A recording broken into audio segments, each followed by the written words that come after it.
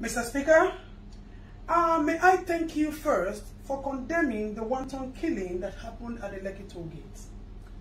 I am also an honourable member of the Federal Republic of Nigeria, and I stand to speak against what my colleague, Mr. Desmond ELLIOTT, has spoken about.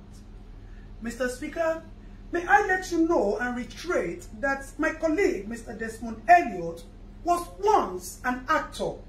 So we need to find out whether he thinks he's on the acting field, on the stage or in the theater, rather knowing that he's in the house here. May I let you know that, Mr. Speaker, that my colleague, Mr. Desmond ELLIOTT, talking about the social media today, is also a celebrity who have used his acclaimed status to drive his ambition to the national, to the house, and he did a lot of campaigns and people supported him. If not, Mr. Desmond is nothing but a man who has no pedigree or antecedent in politics, if not for the law of godfatherism that brought him into the house. So for such people, it is expected that they betrayed your loyalty that has been vested in them and the trust to come to the house and defend the fellow youths. Mr. Speaker, I am also a youth, and I understand the cries out there.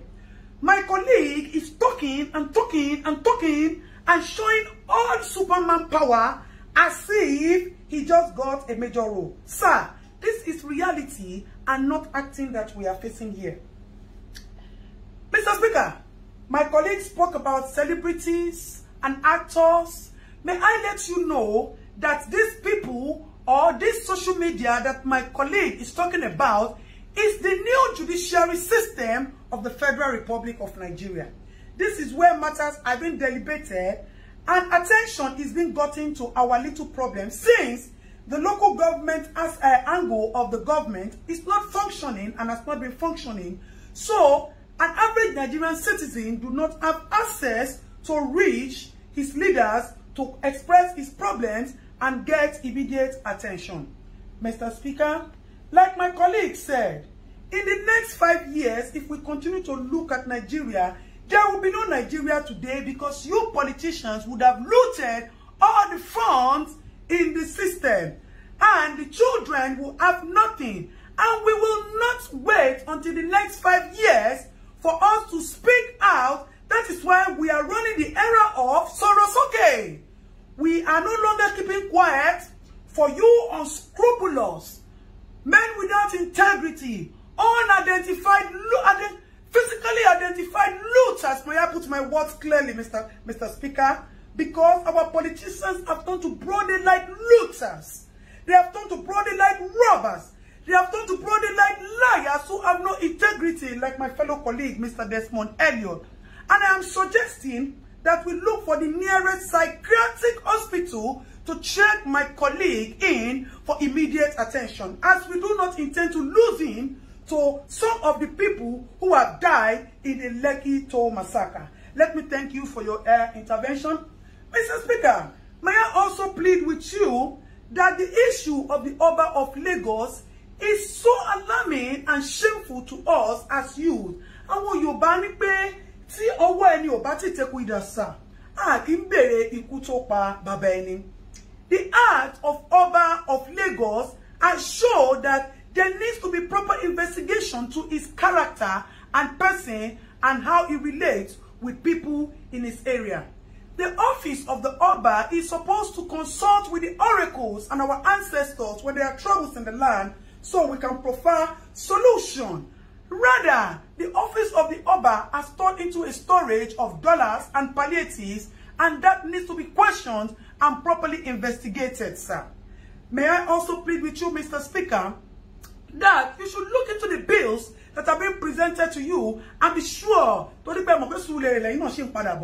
that you are defending and supporting the interests of the youth. Our politicians have turned into nothing but animals who worship nothing but money. May I also bring to your notice, Mr. Speaker, that there is a fellow member of the government as well who kept some palliatives in his house and decided to share it on his birthday. My people will say, Olori Buruku Nyewasa, with all due permission and respect, Ashiere Ole, it is nothing but an action of greed. Mr. Speaker, my fellow colleague is addressing we youths as common children. Desmond, then we're bad, then we're wrong. We the youth that we as is talking about are the people like us who say we die here or Nigeria gets better. Because we want a good Nigeria and a new Nigeria for our children. May I also let you know, Mr. Speaker, that our interrupted process at the Lekki Gate is supposed to be a kitchen garden where we wanted to cook soup for our future generation to eat. We just put the firewood on the fire and the pot. We have not put the pepper, we have not put the beef, the seasoning, and the onions and the oil to taste so that we can build a new Nigeria for our children. And our children will be the ones to eat the soup. We are not greedy, Mr. Speaker. We are just a generation who does not take nonsense. And we are just a generation who want a new Nigeria. Nigeria has been pregnant for years of corruption, of years of inhumanity, of years of insane leaders, of years of lies and deceit, of years of looting and bad governance, bad road, bad hospital, bad police system. And we thought that if we conduct a cesarean section for this pregnancy, we'll be able to bring out all these and give birth to a new Nigeria. Mr. Speaker, before I go, I would request a 1-minute interaction with my colleague so that he will know that we are all here to protect the interests of the citizens of the Federal Republic of Nigeria. Desmond, you heard you know correct. If nobody say that they do you for dream, they talk about social media for you. You think say we no go here. You think say some people where they know you no go take content or say you go the jambula mouth for house. Be careful, make you no begin to see people like us for your dream. Make you be very, very careful. Meanwhile, me and you will go see jam for Suleri. Make I face, make I tell you, not the way if you do me. But Dabi Amila, Oga, na my baboko. So you know go there, anything will happen to me. You see, say confidence me pogo. Mr. Speaker, thank you very much, sir, for your little 1-minute time. Mr. Speaker, before I go, I would want to plead with you not to sign, to use your good office, not to sign any bill that is against the interest and the benefit of the public. May I also let you know that we seek justice for the people who have been killed. Mr. Speaker, I know that your office still has some powers to do some things because as it is, our governor too looks like he's not okay.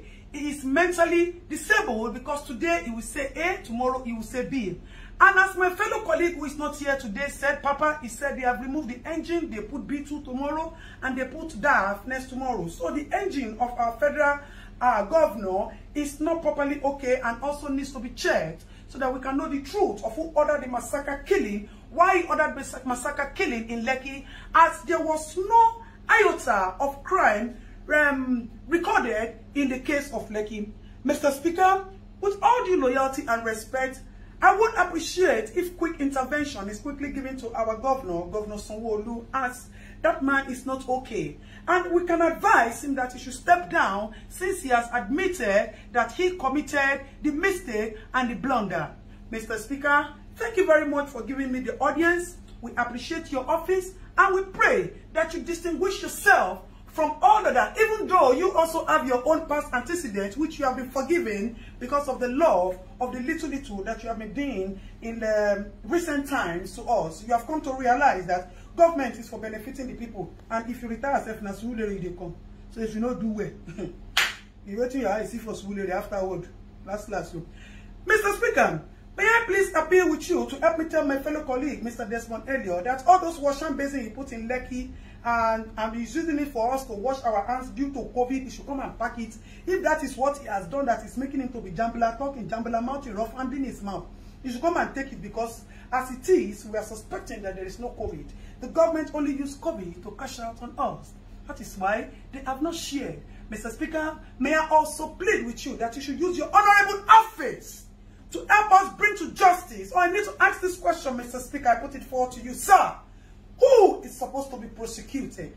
The people who kept the palliative without sharing it to the rightful owners, or the people who looted the palliative warehouses and took food that are supposed to be your fundamental human rights, sir.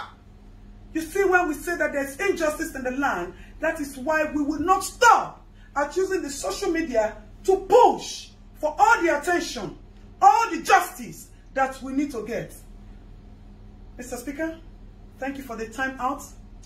May I further reiterate that Mr. Desmond ELLIOTT, according to Davido, one of the youth, has said that all the memories, the fake memories of acting that you brought to us, we have forgotten about it and you have been jeopardized with this single act of yours. So if you would tell Mr.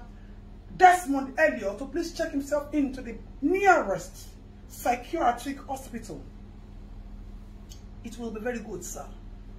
I remain your Honourable ADETOUN, who stands for nothing but justice for the common man, as I am a common man and a citizen of the Federal Republic of Nigeria. So help me God, sir.